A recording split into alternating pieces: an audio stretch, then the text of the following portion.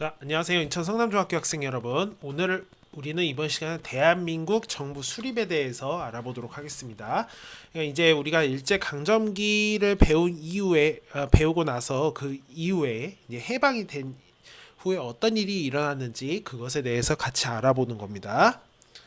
자, 그러면 일제가 그 당시 제2차 세계대전에서 결국은 패전을 하게 되고 항복을 하게 됩니다. 그 이후 그런 걸로 인해서 이제 일제강점기가 끝나고 조선은 한반도는 이제 독립을 하게 되죠. 그럼 그 당시 상황이 어땠는지 하나둘씩 살펴보도록 합시다.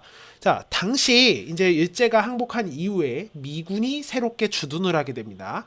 그래서 그 미군은 그 한반도를 통치하기 위해서 군정을 실시합니다. 여기서 이제 군정이란 게 뭐냐면 그 군대가 통치를 하는 그런 것을 군정이라고 하는데, 그래서 이 군정이 설립되어서 38도선 이남에 대해서 통치권을 행사하게 됩니다. 그러면 38도선 이남이란 것은 남쪽이라는 뜻인데요. 그러면 북쪽에는 누가 통치했나요?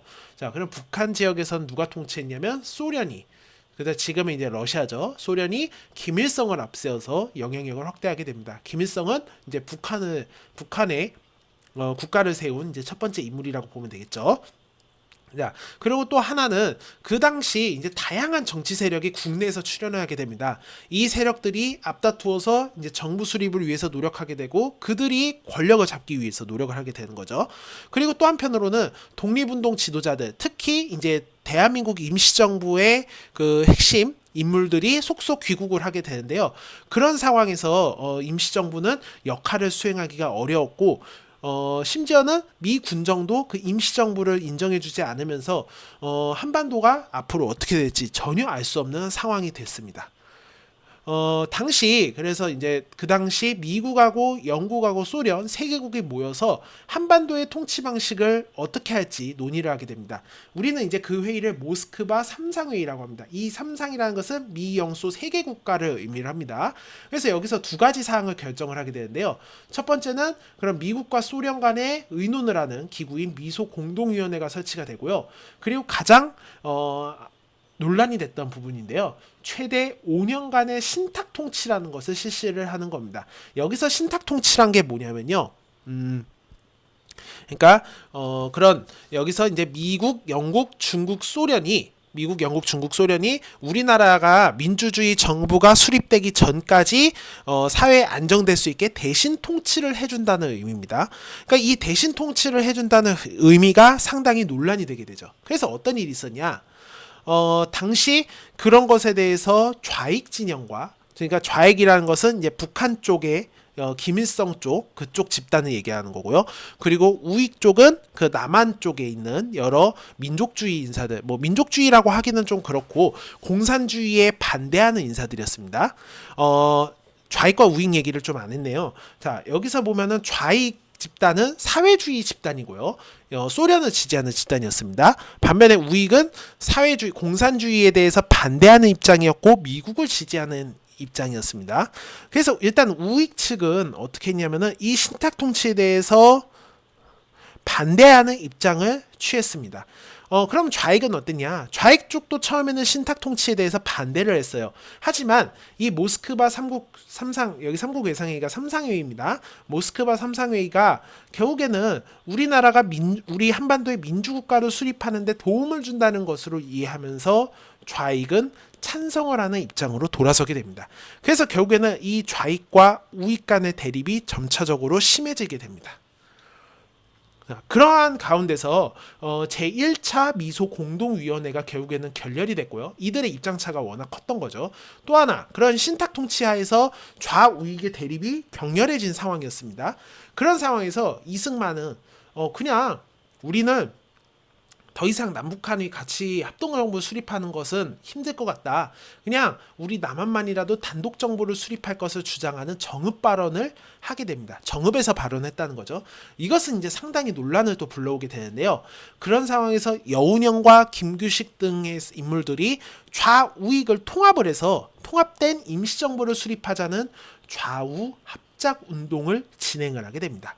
그래서 이런 것에 대해서 미 군정도 나름대로 인정을 하고 지원도 해줬고요. 당시 그리고 임시정부의 그런 대표였던 김구 역시도 찬성을 했지만 그러나 그러나 결국에는 좌우익 양진영이 이게 뭔 소리냐, 제대로 뭐 될 것 같지도 않은 거 하지 마라. 그래서 양진영이 반대하면서 실패를 하게 되고요. 결국엔 이들이 비협조하게 되면서 성과는 완전히 미비했다는 안타까움이 있습니다.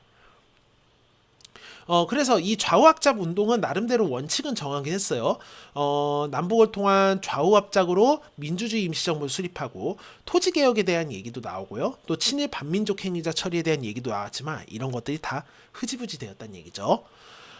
다음으로는 이제 통일정부 수립을 위한 남북협상운동입니다. 미소공동위원회가 한 번 더 열렸는데요. 이것마저도 결렬이 됐어요. 그래서 미국은 이 문제는 소련과 협의해야 될 게 아니다라고 생각하고 자신들이 영향력을 크게 행사할 수 있었던 국제연합 유엔에 올려서 이 한국 문제를 해결하고자 했습니다. 그래서 유엔에서는 어떤 결정을 내느냐, 남북한 그 전체 다해서 총선거를 해라. 그래서 그걸 바탕으로 한국 정부를 수립하기로 하여 결정하고, 그리고 이 선거 관리를 위해서 유엔 한국 임시위원단을 파견했지만 소련은 북쪽으로 들어온 거, 입북이라 그러죠. 그런 것을 거부를 하게 됩니다. 그래서 그냥 되는 지역만, 남한 찬성하는 남한만 단독으로 총선거를 실시하게 되는데 이것에 대해서 김구와 김규식 등이 강하게 반대했어요. 무슨 소리냐, 이렇게 남북 분단이 돼버리게 되면은 우리는 점점 더 영영 남북이 반대해서 서로 대립을 할 수 있는 그런 상황에 처하게 된다라고 하면서 통일정부 수립을 위한 남북협상운동을 전개하게 됩니다. 하지만 여기서 그래도 나름대로 여기 이제 38도선 넘는 김구의 모습이고요. 그래서 남북협상에서 그런 이제 북한 측의 김일성 등과 합의를 해서 이러한 협조상을 얻어내긴 했어요. 하지만 당시 세계 상황이 어땠냐면은 미국과 소련이 엄청나게 강하게 대립을 하는 냉전이라는 시대를 맞이를 하게 돼요. 그러니까 완전히 콜드워라고 해서 그들의 미국과 소련을 중심으로 한 세계의 질서가 완전히 얼어붙게 되는 대립 구조로 가게 되는 그런 흐름인데, 그런 흐름 속에서 이 남북협상은 별다른 효과를 발휘하지 못하고 결국 흐지부지 되게 됩니다. 자, 그래서 이러한 상황에서 결국 대한민국 정부가 수립이 됐습니다. 자, 여기 나와 있는 이제 5월 10일 총선거를 통해서 구성된 재헌국회에서 두 코를 대한민국이라고 정하였고요.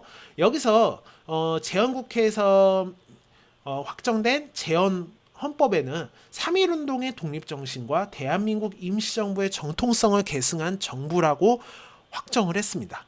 자, 이렇게 해서 여기 이 내용이 나와 있죠. 우리 대한국민은 김인현 1919년 얘기하는 겁니다. 3.1운동으로 대한민국 건립한 거였고, 이러한 3.1운동의 독립정신을 계승한 민주독립국가를 재건했다고 합니다. 여기서 이걸 재건했다라는 것은 그런 임시정부, 이 대한민국 임시정부를 계승했다라는 것을 의미를 하는 거죠. 그래서 이런 것을 이 자료를 통해서 우리가 파악을 할 수 있어요. 반면에 이제 북한은 김일성, 이 대한민국 정부 수립에 대응해서 김일성이라는 사람을 초대 수상으로 하는 조선민주주의 인민공화국을 수립을 하게 됩니다.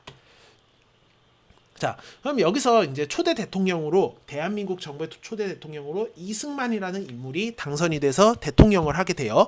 자, 그럼 이 사람이 어떤 일을 했냐? 크게 두 가지인데요. 하나는 이제 친일파 처벌을 시도를 하게 됩니다. 이승만 정부 내에서요.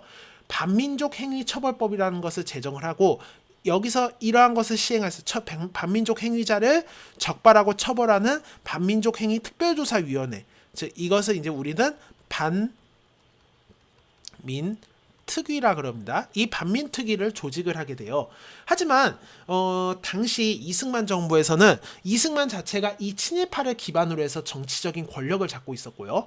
또 당시 친일파 경찰이라던가 대다수 친일파들이 여전히 정부 내에서 활약을 하고 있었기 때문에 이 정부의 활동 방해로 친일파 처벌은 제대로 이루어지지 못했다는 한계가 있습니다. 또 하나 이승만 정부가 신경 썼던 게 농지개혁인데요. 당시 이제 북한에서도 이러한 농지개혁을 추진하게 되었고, 이걸로 인해서 사람들이 북한 정부에 대해서 지지하는 흐름이 많아지게 됩니다. 그것에 대항해서 이승만 정부 역시 농지개혁법을 제정을 해서 농지개혁을 하게 되는데, 이 농지개혁을 했던 원인은 소수의 지주가 다수의 땅을 가지고 있었던 거예요. 그런 이제 구조를 없애기 위한 겁니다. 그래서 지주의 땅을 정부가 사들여요. 그리고 이것을 농민들이 사는 형식으로 해서 농민에게 토지를 배부했던 겁니다. 물론 농민들이 상당히 이런 것도 버거워하긴 했지만, 이런 가운데서 그래도 나름대로 대부분의 농민들이 자기 토지를 갖게 되는 그런 굉장히 큰 영향력을 가졌던 농지 개혁이라고 할 수 있겠습니다. 이거는 뭐냐면요. 자, 잠시만요.